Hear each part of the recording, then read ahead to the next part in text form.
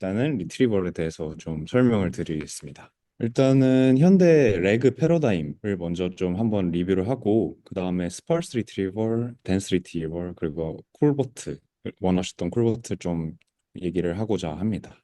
좋습니다. 잠시만요. 음. 현대 이제 레그 패러다임을 좀 보면은 네. 먼저 제 마우스 포인터 보이시나요? 네네네, 보입니다. 아, 네. 1번에 이 도큐멘트들을 이제 색인을 해놓습니다. 이 네. 색인 과정이 그 뭐지? 댄스 벡터로 이제 만들어두는 과정 하나랑 네. BH5 리트리버를 뒤에서 설명드릴 건데 그렇게 해서 이제 색인을 해두는 과정이 있고요. 네네. 이거는 이제 검색 전에 이루어지는 작업이고 그 다음에 쿼리가 책임이라고 하는 게 들어오면 그냥 인덱싱을 한다고 이해하면 될까요? 예예 맞습니다. 아, 네, 알겠습니다.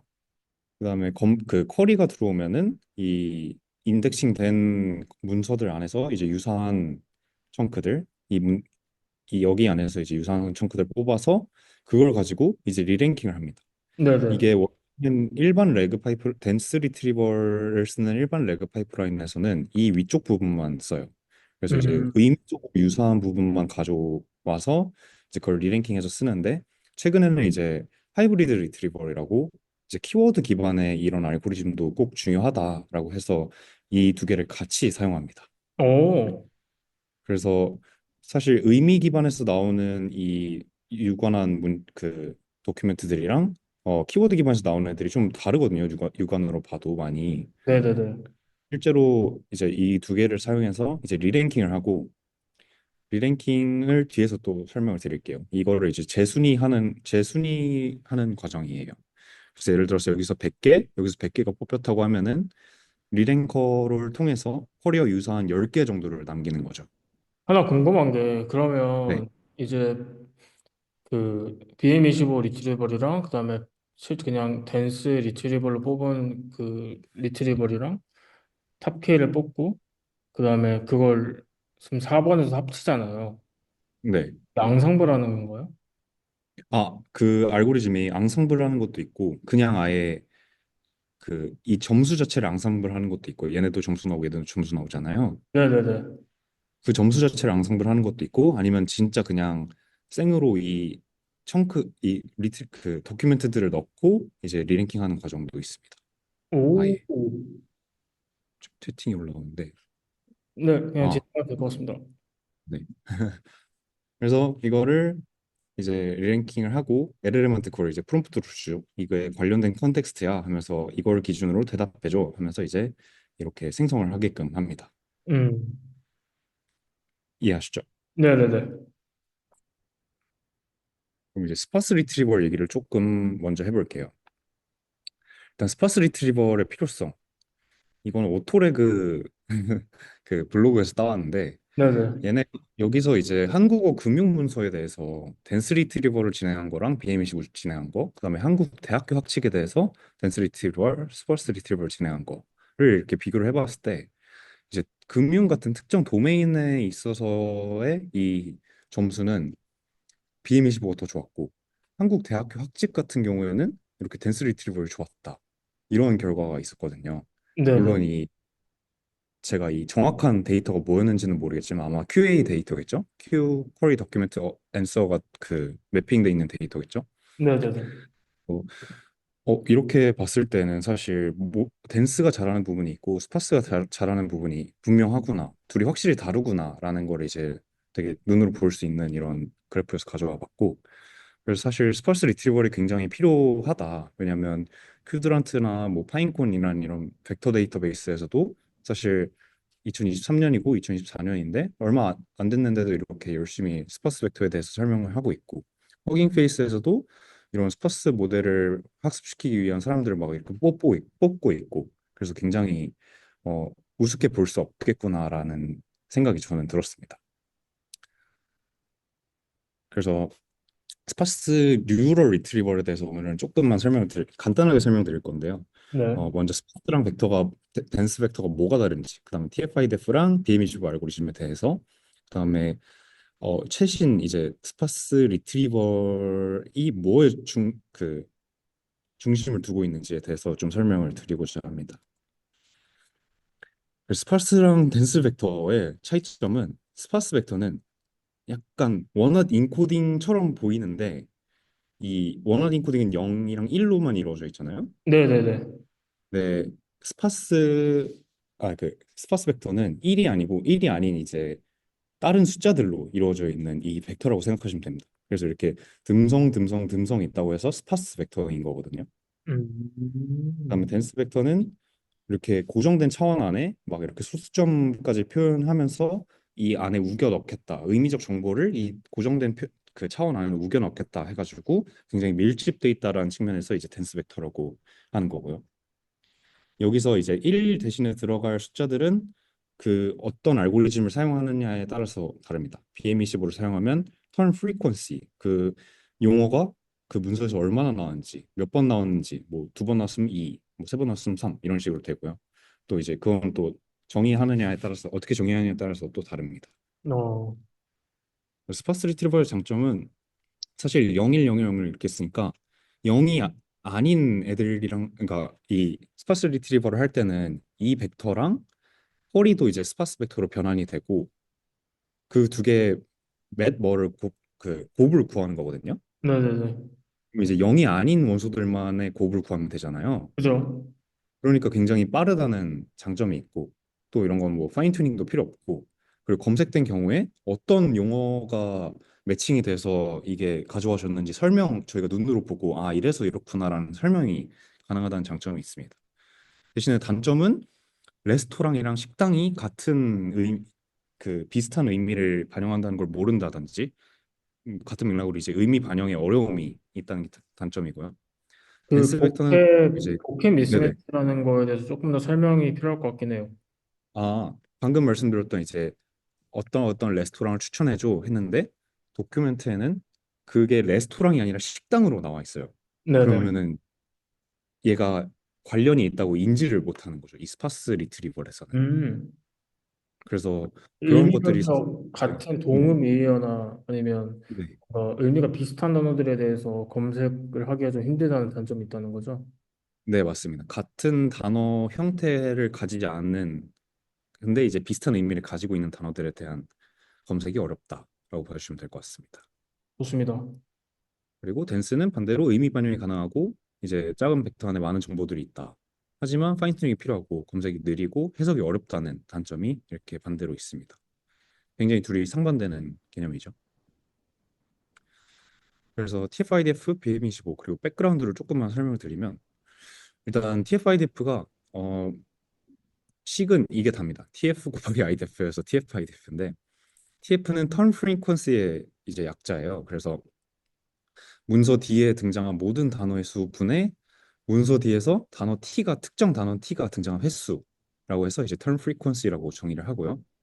그다음에 IDF는 단어 T를 포함하는 총 문서의 개수, 그러니까 단어 T를 포함하는 문서분의 이제 총 문서의 개수를 로우 씌운 걸 IDF라고 합니다. 그래서 이거를 곱해서 이제 TF-IDF 점수를 내게 되는데 이거를 좀 해석해 보면 특정 문서에서는 많이 등장하지만 총 문서에서는 많이 등장하지 않는 단어가 높은 스코어를 받는다는 얘기고요. 음. 그래서 이 그 저 같은 대명사는 낮은 스코어, 오스트랄로피테쿠스 이런 뭐 되게 고유명사는 높은 스코어를 받게 되겠죠. 그렇죠. 네. TF IDF의 문제점은 문서가 길어질수록 단어 빈도가 높아질 가능성이 커진다. 왜냐면은 긴 문서면은 단어가 많이 포함되어 있으니까 TF IDF 점수가 커질 확률이 높겠죠. 그죠. 네. 뭐 그리고 단어가 문서 내에서 반복적으로 나오면은 이런 아파트를 검색했는데 만약에 아파트 이렇게 있는 문서가 있으면은 점수가 진짜 말도 안 되게 선형적으로 증가를 해버리게 되는 그런 안 좋은 점이 있었습니다. 그래도 네네네. 이 알고리즘은 지배력이 있는 알고리즘이었어요 한동안. 음. 그래서 이걸 조금만 개선하고자 나온 게 BM25 알고리즘인데 네. BM25 알고리즘은 조금 식이 복잡해요. 아까는 TF 곱하기 IDF였는데 여기는 IDF 이게 TF 자리에 배치가 됐고 IDF도 뒤에서 보시면 좀 다르게 정의가 됐습니다. 그래서 조금만 해석을 해보면 FQID가 그냥 아까 본 term frequency예요. 그 문서 내에서 그 term이 등장한 횟수. 네네. 그다음에 기본 B는 하이퍼 파라미터고 average DL은 문서 평균 길이입니다. 그래서 이걸 좀 직관적으로 이 턴 프리퀀시가 10일 때랑 100일 때를 한번 비교해 볼게요. 그러면은 턴 프리퀀시 자체는 100배 차이죠. 이게 턴 프리퀀시니까 그렇죠, 네네. 10, 네, 100배 차이. 근데 BM25를 이거를 무시하고 이제 여기다 놓고 계산을 해봤을 때 얘가 약 1.X배 차이밖에 안 나요. 그러니까 아까 이런 아파트에서 점수가 선형적으로 증가하는 거를 얘는 100, 점수 100배가 차이 나는 건데 얘는 1.X배만 차이 나니까 좀 약간 그 포화시켜주는 효과가 있죠. 좀 또 약간 반대로 낮춰주는 효과. 얘기하면은 이 문서의 네, 길이가 너무 엄청 길어졌음에도 불구하고 그 점수의 차이가 생각보다 크지 않다. 맞죠, 맞죠. 네. 네. 그리고 아까 여기 문서 길이가 길어질수록 이제 커질 확률이 높으니까 이거에 대한 페널티도 여기 분모에서 줍니다. 그래서 average DL로 나눔으로써 만약에 문서가 average DL보다 그러니까 긴 문서예요. 그러면 분모가 커지겠죠? D가 커지니까. 네네네. 그럼 이 전체 스코어는 작아지고 만약에 짧은 문서면 분모가 작아지죠. 그러면 이제 전체 스코어가 커지게 됩니다. 이런 음, 식으로 길이에 대한 페널티도 조금 추가한 알고리즘이 이제 BM25 알고리즘입니다. B랑 K1은 하이퍼 파라미터긴 한데 거의 다 고정돼서 쓰는 것 같아요. 0.75 B가 0.759 K가 뭐였는지 까먹었네요. 아무튼 찾아보면 나옵니다. 그거는. 그리고 IDF도 아까 조금 바뀌었다고 말씀드렸는데 TF-IDF에 비해서 자주 등장하는 단어는 가중치 낮게 그리고 드물게 등장하는 단어들은 가중치 높게 주자. 더 높게 주자 이건데 NQI가 QI 그러니까 쿼리에 있는 그 단어가 나타나는 문서의 수예요. 그래서 이게 작으면은 특정 단어가 적은 문서에서 등장한다는 얘기죠. 그죠? NQI가 작으니까. 그러면 이제 분모가 작아지고 분자가 커지니까 전체적으로 IDF 값은 커지고 이런 식으로 이제 IDF를 정의를 했습니다. 그래서 굉장히 이거를 완화하면서 또 굉장히 드문 단어에 대해서는 점수를 많이 주는 그런 좋은 알고리즘이에요. 지금까지도 굉장히 지배적인 알고리즘이고. 그래서 색인에 대해서 좀 간단하게 설명을 드리면 보통 이제 효율적인 검색을 위해서 역색인을 사용을 많이 합니다. 그래서 일반 색인은 도큐멘트 1번 안에 애플이 하나, 바나나가 하나, 체리가 하나 뭐 이렇게 정의가 돼 있으면은 저희가 보통은 이제 쿼리를 던지면은 애플이 어디 있는지를 찾고 싶어 하잖아요. 네네. 그러면 이번 색인에서는 도큐멘트 1번에 애플이 있으니까 얘는 하나가 있구나. 도큐멘트 2번으로 가서 여기는 애플이 없네. 여기 3번으로 가서 애플이 여기 하나가 있구나. 이런 식으로 되게 비율적으로 찾게 되는데 인버티드 인덱스에서는 키가 이제 그 내용인 거예요. 그래서 애플이 들어간 쿼리를 그 검색을 했을 때 애플로 바로 가서 도큐멘트 1번에서 하나, 도큐멘트 3에서 하나 이런 식으로 이제 찾을 수 있게 굉장히 그 키보드에 맞춰진 색인 방식입니다. 그래서 보통은 다 역색 인버티드 인덱스를 쓰고요. 매트릭에 대해서 간단하게 설명을 드릴게요. 매트릭은 이거 아시나요 혹시? 아니요, 전혀 모릅니다. 그러면은 설명드리겠습니다. mean reciprocal rank라고 랭크의 그냥 역수의 평균이다. 이렇게 알아주시면 되는데 예를 들어서 쿼리가 캣이에요. 그리고 propose result가 캣은 캐리 캣스예요. 그럼 이제 캣스를 이제 리트리브 해야 되는 거죠. 검색을 그죠? 해야 되는 거죠. 네네. 근데 여기서 이제 캣스가 3위니까 이거의 그 역수 reciprocal은 이제 3분의 1. 그리고 이제 아, 토러스 꼬리를 잡아야 되는데 2위니까 리시프로컬이 2분의 1. 바이러스는 여기 안 나타났으니까 0. 그래서 이렇게 그 역수들의 평균을 구하겠다 해가지고 MRR입니다. 잠깐만요. 네네네. 음, 아까 캣 예시로 네. 이게 왜 랭크가 3인지가 잘 이해가 안 가긴 하거든요. 정답이 이해예요. 그러니까 캣은 캐리가 정답이 아니고 정답이 네. 만약에 캣스가 정답이라고 가정을 했을 때 네네네. 아, 3. 위치가 네. 탑 10에 네? 대해서, 그러니까 탑 10일 때 네. 캡스가 지금 세 번째 있잖아요. 그러니까 네네. 탑 3일 거고, 그러니까 랭크가 3이라는 소리고, 예, 맞습니다. 그러면 토리가 지금 두 번째 있으니까 랭크가 2라는 소리고, 이런 식이라는 거죠? 네네네. 아, 네, 그럼 이해했습니다. 그래서 이게 MRR이고요. 여기 뒤에 붙은 at10은 처음에 이제 몇 개를 가져와 볼 거냐, 높은 순서대로 몇 개를 가져와 볼 거냐 했을 때 10개를 가져올 거면 MR at 10이고 5개를 가져올 거면 MR at 5고 뭐 그런 식이 됩니다. 음, 여기서 이제 MRR at 10이랑 MRR at 5는 점수가 같겠죠. 왜냐면 얘네 그렇죠. 3이고 얘는 2.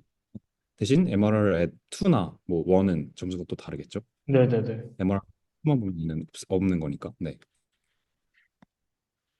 그다음에 mean average precision, MAP라는 매트릭인데요. 이거는 average precision의 mean을 또 구하겠다는 건데 이것도 그냥 예시로 보는 게 편합니다.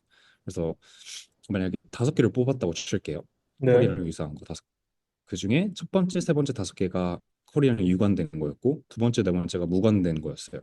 그럼 이제 첫 번째의 프리시전은 하나 뽑았을 때 하나가 있으니까 1이고 세 네. 번째 프리시전 3개 뽑았을 때 이 유관된 게 2개였으니까 3분의 2고 그다음에 뭐 다섯 번째도 여기 5분의 3이고 음. 이거의 평균을 구하겠다 해가지고 M이 빠졌네요. MAP는 3을 이거의 합을 3으로 나눈 거. 그래서 이 점수가 나옵니다. 그러니까 연관된 그 개수, 총 연관된 그거를 분모로, 개수를 분모로 두고 그, 네, 그 프리시전을 다 더해서 그걸 나눈다. 오케이, 오케이. 네, 예, 좋습니다. 이거는 진짜 간단한 논문인데 이걸 왜 가져왔냐면은 스파르스 리트리버에서는 사실 문제점이 아까 보캔 미스매치 프로블럼이 있잖아요. 레스토랑이랑 네네. 식당 같은 걸로 파악하지 못하는. 네, 그래서 이제 스파르스 리트리버에서는 보통 어떻게 하면은 이 도큐멘트나 쿼리를 좀 익스펜션해서 만약에 레스토랑으로 검색해도 식당으로 인식하게끔 할까? 이거에 대한 고민을 굉장히 많이 해왔어요. 스파스 리트리버에서. 네. 처음에 이제 이거를 굉장히 나이브하게 풀어낸 게 도큐ment 익스펜션 by query prediction이라는 건데 이분 아시나요 혹시? 네, 압니다. 조경현? 네, 조경현 교수님. 저도 원래 이분이 있어서 읽은 건 아니고 그냥 읽어봤는데 이분이 있더라고요. 그래서 음, 가져왔는데 이거 진짜 간단합니다. 덕투 쿼리라는 논문인데 만약에 도큐멘트가 있어요. 그러면은 이 도큐멘트를 생성형 모델로 어, 쿼리를 10개 정도 예측을 시킵니다. 그래서 이 도큐멘트로부터 나올 수 있는 쿼리 10개를 만들어줘 해가지고 이걸 10개를 만들고요. 그 네. 다음에 진짜 무식하게 스트링을 그냥 여기다 더합니다. 스트링 오, 그 생성된 쿼리 10개를 그냥 다 더하는 거예요. 그냥 의미적으로 상관없이. 그래서 맨 앞에 도큐멘트 있고 쿼리 하나 해서 쿼리 10개까지. 이렇게 이게 이제 expanded document다라고 얘네가 칭을 하고요. 네. 이거를 인덱싱 시켜서 쿼리가 들어왔을 때 이제 그 리트리버를 수행을 하는 거예요. 굉장히 무식하고 간단하죠. 그렇네요. 왜냐하면 2019년 논문입니다. 아, 그래서 얘네는 그때 그 생성형 모델도 제대로 없어서 트랜스포머 from scratch로 구현을 했고요. 오, 그래서 from scratch로 구현을 해서 패시지 쿼리 데이터로 엄청 학습을 시켰어요. 그다음에 학습 완료한 다음에 이밸리에이션 그 데이터셋의 도큐멘트로 톱 K 랜덤 샘플링을 시켜서 10개의 쿼리를 만들고 그 만들어진 쿼리를 그냥 도큐멘트에 더하고 그다음에 마지막에 인덱싱해서 검색에 사용했습니다. 결과를 보면은 어 굉장히 그 BM25 그냥 BM25에 비해 높은 걸 볼 수 있죠. 오, 그 리트리버에는 진짜 0. 몇 점만 올라도 굉장히 많이 오른 거거든요. LLM도 그런지 모르겠지만 근데도 그래서 한 2배 이상 올랐네요. 네, 3점 오른 거면 진짜 많이 오른 겁니다. 심지어 이 리트리버 타임, 아, 그 저기 쿼리, 싱글 스테이지 기준 말씀하시는 거죠? 네네네네. 아, 이거 리레이커는 빼고요. 네네. 쿼리 그 뭐지? 시간 하나 쿼리 리트리버 하는데 시간을 봐도 얘가 그렇게 크게 차이 안 나는 걸 볼 수 있고요. RM3는 덕투 쿼리랑 다르게 쿼리를 확장시킨 개념인데 쿼리를 확장했는데 오히려 안 좋았다 이런 내용입니다. 심지어 이것도 많이 들었고. 그래서 이거를 잠깐 보면은 워싱턴 DC 에 대한 얘기인데 weather in Washington DC를 프리딕트 했고 타겟 쿼리는 what is the temperature in Washington 해가지고 얘네가 얘기하는 건 이 도큐멘트에 있는 단어들이 꽤 많이 쿼리에 생성이 될 수밖에 없죠. 어떻게 그 생성하게끔 하면. 네네. 근데 이렇게 생성이 되고 더해지니까 턴 프리퀀시가 올라가는 거예요. 여기 있을 때는 워싱턴이 하나였는데 이게 더해짐으로써 워싱턴이 2개가 된 거죠.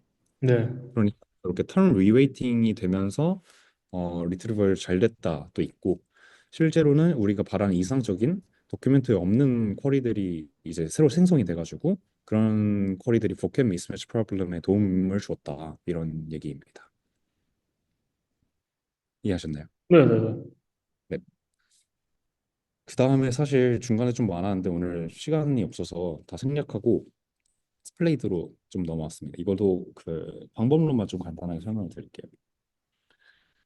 이거는 이제 2019년 이후로 버트가 나오고 버트를 활용한 그 아까 익스펜션 방법론들처럼 버트를 활용해서 어떻게 하면은 내 도큐멘트가 더 많은 단어를 포함하는 것처럼 보일 수 있게 할까? 이런 고민들을 갖고 많은 논문들이 나왔어요.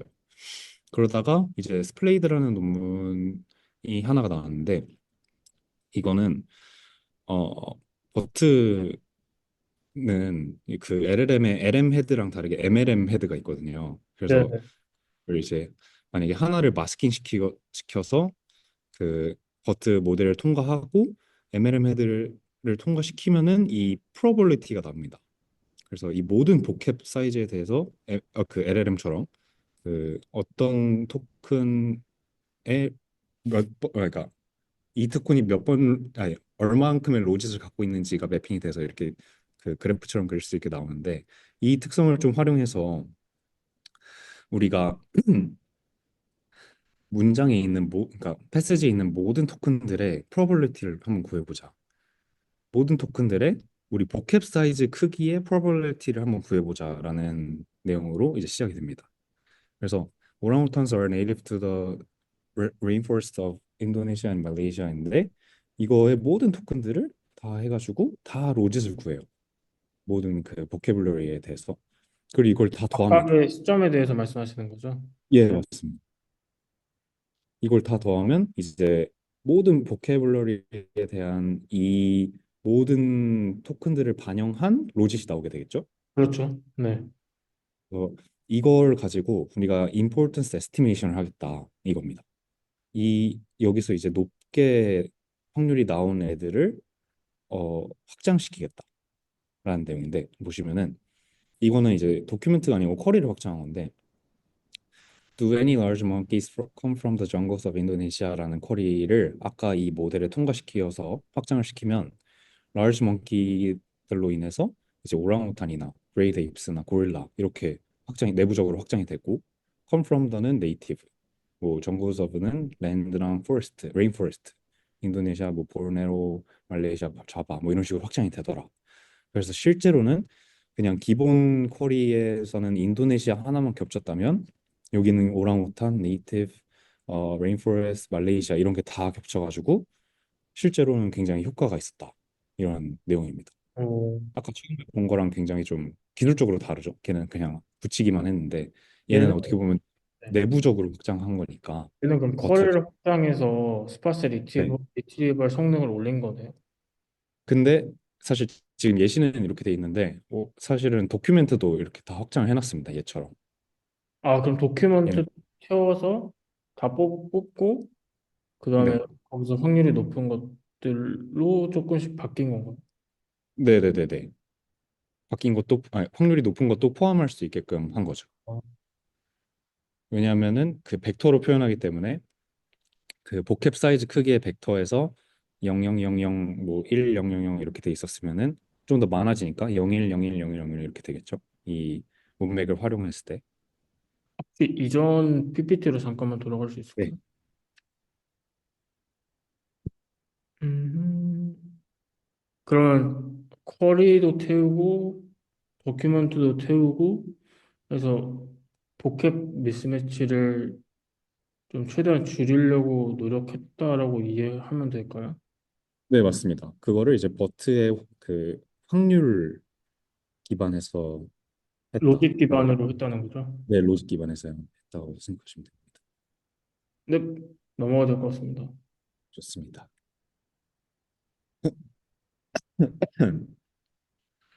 그래서 사실 이 아까 뭐야 덕투쿼리 그 논문 사이에 굉장히 많은 방법론들이 있었어요. 근데 결국에는 지금 스플레이드가 트랙 DL recall at 10을 recall at 1000을 제외하면 모든 거기서 매트릭에서 퍼포먼스가 좋다는 거를 봐도 볼 수 있었고, 그다음에 당시에 이제 댄스 리트리버가 나오기 시작했는데 2021년이거든요, 이것도. 그때랑 비교해도 사실 0.32랑 0.330이면 뭐 견줄만 하다라고 그렇네요. 이제 얘네가 질적 분석을 한번 보면은 모델 통과를 하면은 아까 로짓 기반에서 나온다 했잖아요.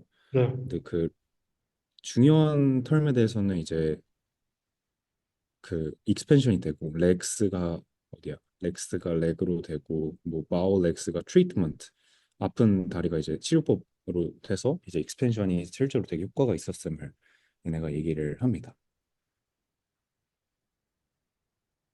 넘어가도 될까요? 네. 네, 그러면 그 다음에는 댄스 리트리버에 대해서 좀 설명을 드릴게요. 일단은 임베딩 모델이 뭔지부터.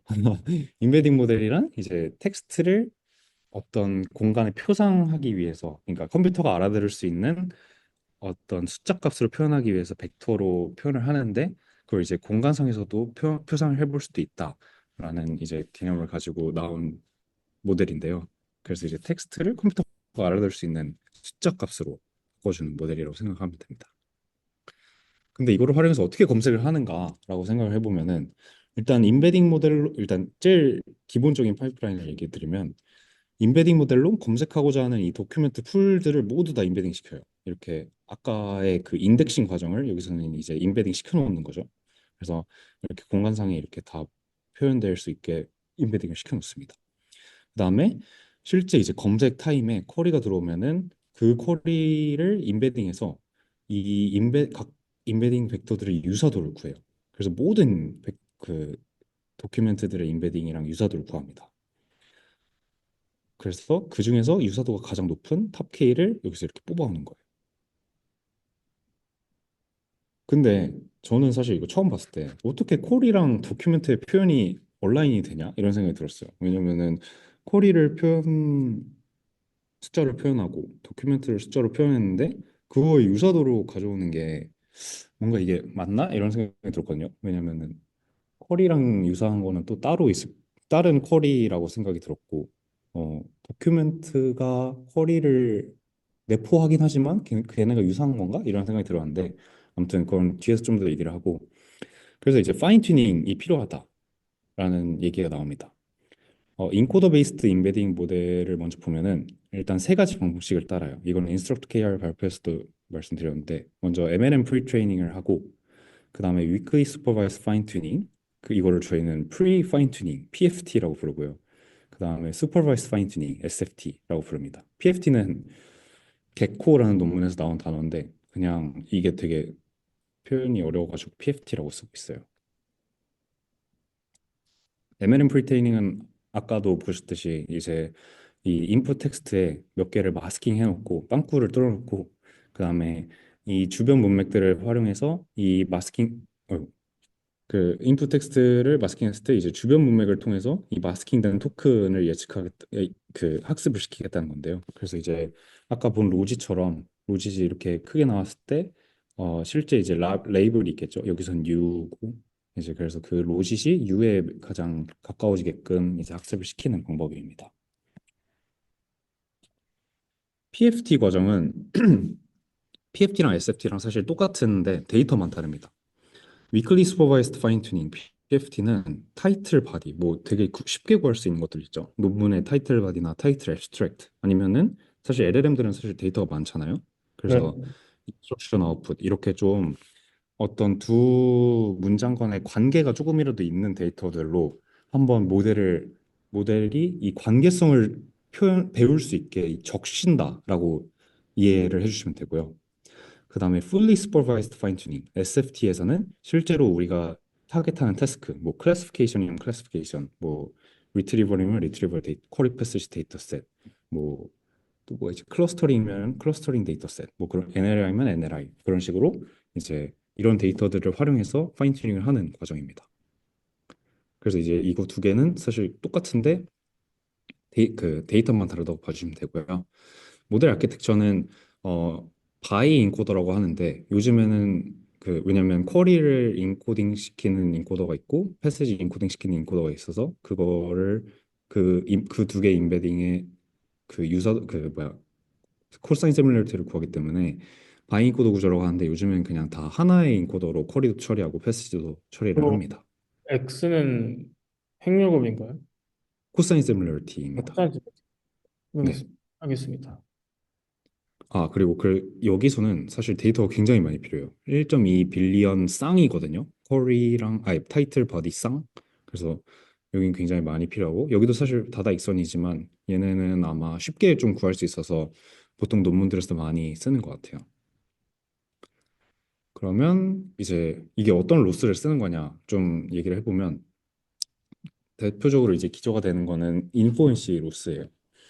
로스를 보시면은 D 플러스가 이제 쿼리랑 관련이 있는 도큐멘트, 그다음에 DI들은 그 배치 내의 도큐멘트들입니다. 음, 그래서 이 식을 좀 해석을 해보면은 로스가 줄어들어야 되니까 분자가 커져야 되죠. 그러니까 이 쿼리랑 도큐멘트는 가깝게 만들면서 쿼리랑 나머지 애들은 멀어지게 만드는 그런 식입니다. 이해하셨나요? 잠깐만요. 네, D 플러스는 커리와 유사한 문서고 네, DI는 하나의 배치 안에 있는 문서들이라고요. 네. 그래서 얘네를 인배치 네거티브라고 부릅니다. 퀄이랑 멀어지게 하기 때문에 인배치 네거티브들. 그러면 배치 내에서 문서들을 멀리하게 하면서 네. 문 내가 타입하는 특정 문서에는 가까워지게끔 하는. 어, 그러면서 쿼리랑 도큐멘트 간의 얼라이먼트를 좀 맞추는 과정이라고 보시면 어, 되고요. 오케이 오케이 네. 그래서 사실 이거는 좀 오늘 준비하지 않은 얘기긴 한데 배치 사이즈가 굉장히 중요합니다. 이 배치가 굉장히 큰 변인이에요, 여기서는. 얼만큼 많은 그리고 얼만큼의 질이 좋은 그 데이터를 보느냐가 굉장히 이 성능을 많이 좌지우지합니다. 하나의 배치 안에서 얼마만큼 많이 네, 얼마만큼 좋은 인배치 네거티브를 보냐에 따라서 성능이 많이 달라진다는 소리죠. 네네네. 왜냐하면은 여기서 이제 말하는 좋은 네거티브란 뭐냐면은 예를 들어서 프랑스어의 발음 규칙에 대해 설명해 줘. 해서 이제 이 도큐멘트가 진짜 그 발음 규칙을 얘기하는 도큐멘트고 진짜 좋은 네거티브는 어 영어의 발음 규칙인데 거기서 이제 영어와 프랑스어의 차이점에 대해서 얘기하는 뭐 이렇게 되게 쿼리랑 조금 연관은 돼 있는데 막상 쿼리에 대한 답은 제공하지 못하는 그런 데이터들이 굉장히 좋은 네거티브거든요. 네네. 그래서 그런 것들을 이제 하드 네거티브라고 부릅니다. 음, 그렇고요. 그래서 저는 이것 보면서 사실 또 궁금한 게 있었어요. 이거는 근데 코사인 시뮬러리티 한계가 있지 않나? 왜냐하면은 실제로 쿼리가 표현하고자 하는 텍스트랑 반대의 의미를 텍스트를 가져야 되는 경우도 좀 있었어요. 예를 들면은 가야는 지방에 22담로를 설치해 지방 통제를 강화했지라는 쿼리에서 백제가 지방에 22담로 왕족을 파견한 거다라는 이제 이런 그 문서를 가져와야 되는 상황인 거죠. 왜냐하면 쿼리에 대한 답이 아니라고 대답을 해야 되는 거니까. 이해하셨나요? 네. 네. 아, 그래서 물론 이제 이런 데이터를 많이 학습시킴으로써 극복이 가능하지만 이 디코더 베이스드 임베딩 모델에서는 인스트럭션을 통해서 이를 좀 해결을 할 수 있었습니다. 이 예시를 한번 봤었고요. 이 쿼리가 표현하고자 하는 텍스트랑 반대의 의미의 텍스트를 가져와야 되는 경우도 있다. 그래서 물론 이제 인코더 모델에 이런 데이터를 많이 학습시킴으로써 극복이 가능하긴 하지만 디코더 베이스드 임베딩 모델에서는 인스트럭션을 통해서 이거를 좀 극복을 할 수 있습니다. 그럼 디코더 베이스드로 어떻게 임베딩 모델을 만드느냐를 보면 일단 첫 번째로 이건 LLM2백이라는 논문에서 이제 설명이 된 건데 유니디렉셔널 어텐션에서 바이디렉셔널 어텐션으로 바꾸는 과정을 이제 수행을 합니다. 아예 그냥 어텐션 메커니즘을 바로 바꿔버려요. 그 다음에 마스크드 넥스 토큰 프리딕션을 진행을 하는데 이걸 또 MNTP라고 하더라고요. 그래서 이거는 모델이 바이디렉셔널 어텐션에 적응하도록 하면서 원래 학습됐던 NTP를 최대한 보존하고자 만든 거예요. 그래서 원래 인풋 텍스트에 몇 개를 마스킹 시켜놓고 다음 토큰 프리딕션을 하되 바이다이렉셔널 어텐션을 통해서 그 마스킹된 토큰까지도 예측하게 하는 그 로스를 이제 사용을 해가지고 학습을 시킵니다. 그럼 이제 바이다이렉셔널 어텐션 쓰는 능력도 올라가면서 MNT 그 넥스트 토큰 프리딕션 능력도 좀 쓰이겠죠? 그 다음에는 똑같습니다. PFT랑 SFT 아까 앞에서 설명드렸던 그 파인튜닝 방식을 그대로 진행을 하는데 여기서의 임베딩 축출 방식은 LLM의 그 LM 헤드에 가기 전에 라스트 히든 그 마지막 히든 스테이트가 있잖아요. 네네. 뭐 보통 이제 4096 차원 정도로 알고 있는데 그 히든 스테이트 라스트 히든 스테이트를 그냥 뜯어옵니다. 그래서 거기서 이제 마지막 토큰 애 것만 가져오던가 아니면은 모든 그 히든 스테이트 그 인풋 시퀀스에 대한 히든 스테이트를 미인 때리거나 해서 가져옵니다. 그런 식으로 이제 LLM의 인베딩 표현이 이렇게 되고요. 그 다음에 전에 말씀드렸던 이제 슈퍼바이스 파인튜닝 시에는 인스트럭션을 삽입을 합니다. 이건 MB 인베드에 쓴 인스트럭션인데 퀘스천이 주어졌을 때 네가 이걸 답할 수 있는 패시지를 가져와라 라고 하면서 사실 인스트럭션 툰 모델들은 이런 인스트럭션을 굉장히 잘 따르잖아요. 그죠? 어, 이렇게 검색하고자 하는 의미적 특성을 좀 반영한 그 표현이 생성이 됩니다. 그래서 쿼리가 주어지고 이게 앞에 인스트럭션으로 들어가면은 어, 아, 모델이 이제 내가 이제 검색할 수 있는 이 패스지를 검색할 수 있는 쿼리로 표현해야지라고 하면서 이제 그런 특성을 반영한 벡터가 표현이 되는 거고요. 그래서 실제로 탑 티어 임베딩 모델들은 사실 다 이 9번 빼고 거의 다 그 디코더 베이스드 모델들입니다. 인베딩 모델도 그러니까 사실상 이제는 다 디코더 베이스를 쓰나 보네요. 최근에는. 네. 사실 큰 모델을 이기기 정말 어렵더라고요. 음, 그리고 샷도 주면 사실 능력이 훨씬 더 좋아지고 하니까 그것도 진짜 굉장히 네. 요즘 그래서 여기도 다 그 디코더 모델들이 판치고 있습니다. 물론 또 이거를 또 서비스에 사용하는 거는 또 다르긴 하지만 그렇죠. 네. 네, 성능만 봤을 때는 그렇습니다. 다음은 이제 리랭커 간단하게 좀 소개를 드리면 바이 인코더를 아까 그 인코더가 원래는 두 개지만 이제 요즘은 하나로 사용하는 바이 인코더 모델 형식을 사용하는 임베딩 모델들이랑은 좀 다르게 리랭커의 아키텍처는 크로스 인코더입니다. 이게 두 개가 뭐가 다르냐고 하면은 쿼리랑 도큐멘트가 들어갔을 때를 예시로 들어볼게요. 그러면은 바이 인코더에서는 도큐멘트들을 인베딩 해놓고 그거에 인베딩 값들을 이제 색인을 해놓는 그 인덱싱을 해놓죠. 그다음에 쿼리가 들어왔을 때 그 인베딩 가지고 인덱싱된 인베딩들과의 유사도를 하나씩 비교해서 인베딩 스코어를 그 유사 스코어를 내는 반면에 크로스 인코더는 쿼리랑 도큐멘트가 그냥 한 문장으로 컨캣돼서 들어갑니다. 그러면은 그걸 이제 모델을 거쳐서 최종 아웃풋이 스코어가 되는 거고요. 얘는 그래서 최종 아웃풋이 인베딩, 얘는 최종 아웃풋이 스코어 이렇게 봐주시면 될 것 같습니다. 그래서 사실 크로스 인코더를 첫 번째 퍼스트 스테이지 리트리버를 사용하기 어려운 거는 이제 도큐멘트 검색해야 되는 풀이 엄청 많은데 그걸 이제 하나씩 컬이랑 콘캣해서 넣어볼기가 시간이 너무 빡세니까 얘가 표현력이 굉장히 강한 대신에 그런 그 시간이 느리다는 이제 단점이 있고요. 네, 이렇게 끝납니다. 리랭커는 네네. 사실 네, 리트리버를 좀 더 소개를 드리려고 써서 그다음에 콜버트는 어떤 관점에서 나왔냐면 토큰 단위로 우리가 유사도를 좀 볼 수 없을까? 이런 생각을 하게 됩니다. 그래서 콜버트는 토큰 단위 그 패스지 안에서 토큰 단위로 유사도를 판별을 하고 리랭킹을 하는 것이 목적이에요. 그 아까 같은 상황에서 이제 쿼리랑 패스지가 주어졌을 때 쿼리의 각 토큰이랑 패스지의 그러니까 쿼리 첫 번째 토큰이랑 패스지의 각 토큰들을 다 유사도를 비교하고 이 쿼리 각 토큰마다 유사도가 가장 크게 측정된 토큰을 가장 유사한 토큰으로 지정을 합니다. 그래서 그거를 여기 그 각 퀘스천에 있는 토큰별로 진행을 해요. 그 다음에 그 중에서 가장 유사도가 높게 측정된 토큰과의 유사도 스코어를 총합해서 최종 스코어를 산출을 합니다. 아까랑 좀 다르죠. 아까는 인베딩 시켜놓고 그냥 그 인베딩 두 개만 이렇게 그 유사도 스코어를 구했는데 얘는 쿼리의 첫 번째 토큰에 이제 패스지의 모든 토큰과의 임베딩 유사도를 구하고 그 중에서 가장 큰 놈, 여기서도 가장 큰 이 패스 중에서 가장 큰 놈, 뭐그 스코어들을 다 총합을 해서 이제 최종 유사도 스코어로 산출을 합니다. 그러면은 패스지나 쿼리가 되게 긴 경우에는 연산 속도가 너무 느리겠네요. 네, 왜냐면 다 토큰별로 다 계산해야 되니까. 맞죠. 네. 하지만 네, 이것도 인덱싱이 되어 있긴 합니다. 음. 음,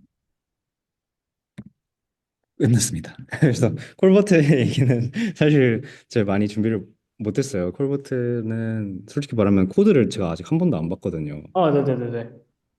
아, 콜버트 잘 크게 잘 모르는데 이 생각하면서 이제 앞에 리트리버를 좀 더 준비를 했고 사실 콜버트 이게 다긴 해요.